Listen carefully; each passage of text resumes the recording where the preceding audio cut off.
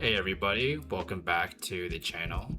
It has been a long time since I made a video because I've been working on this keystone project called Solar Raid Archive for such a long time. And without further ado, let's get into it. Introduction to how to use the Solar Raid Archive. The Solar Raid Archive is an evidence-based archive for Solar Raid research, recordings, and data. Essentially, every single solar raid that can be theoretically done or that has been done is logged inside the Solar Raid archive. Our goal is to basically get as many VODs as possible for unique angles in tackling a boss solo.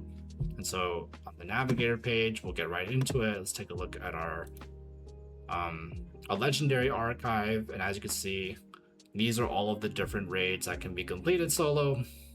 If you look specifically at each card, it'll tell you the moveset, the weather, the battle party that was used, and whether a VOD is available or not. Something to be clear about is that these are effective stats. These are not base stats. So if you're looking at PokeBattler, then you're looking at here and you're thinking, hey, it's a little bit different. It's because these are multiplied by the CPM. You can filter through these and navigate however you want. Right now we have it by weather. Really cool stuff. This is also a place for research, and so I want to kind of go through a couple of web pages I think are the coolest part about this website, and then I'll let you guys off and have you explore on your own. So one cool thing is we have a catch tank database, and so this catch tank database has literally most of the catch tanks that are viable in the meta, and specifically which situations they're used in. And the way people can submit a catch tank submission is by working with the calculator on the website, which I'll show you later. But essentially, all of these are submissions to where an entry or a raid has used a specific catch tank in a way where the DPS was above 50, which means solo viable, depending on how many rejoins you're doing. Really cool stuff. So if you want any ideas on what kind of catch tanks people have used in the past, feel free to explore this page. Next is we have a catch tank calculator.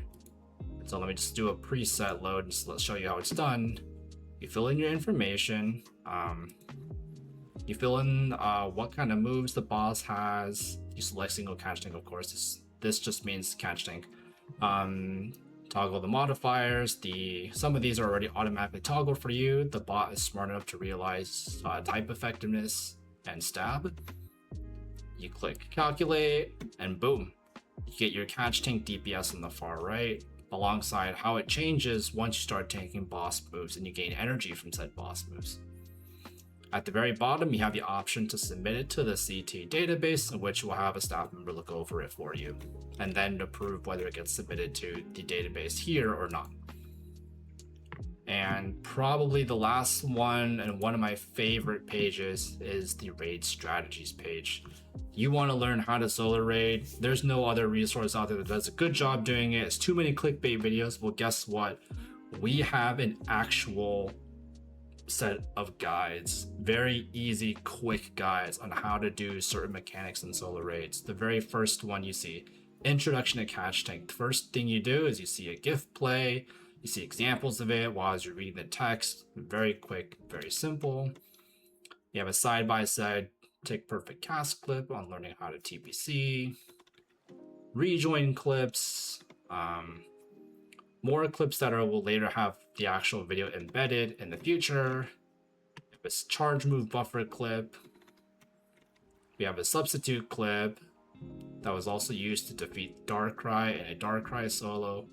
So a lot of these strategies don't have a way of being accessible for the public so that people can learn how to increase your DPS in ways that are not costly on the budget, that is purely mechanical. And so this is going to be the homepage of how to learn to mechanically improve in raids in a way which lets you solo the boss you want to do. And yeah, there's so many really cool things here that's going on. I've been doing collaborations with Solandro from PokeBattler and Creator Beast from PokeChessspin. Solandro has allowed me to pull from the PokeBattler API, so we have all of our monthly bosses and links to the bosses that are soloable displayed on the front page. And for PokeChessspin, we have a fun tool where you can load out preset battle parties that were used against certain raids immediately onto PokeChessspin. And so, for instance, this is an example of a battle party used against Reshiram, and immediately every Pokemon is preloaded. The movesets are selected, the boss movesets are selected, the circumstances of the raid are already toggled.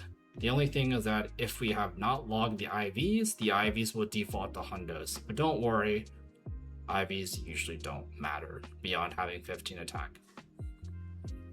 And so there you go. I will see you guys in another video. Hopefully this is going to be about introduction to TPC or introduction to the substitute mechanic.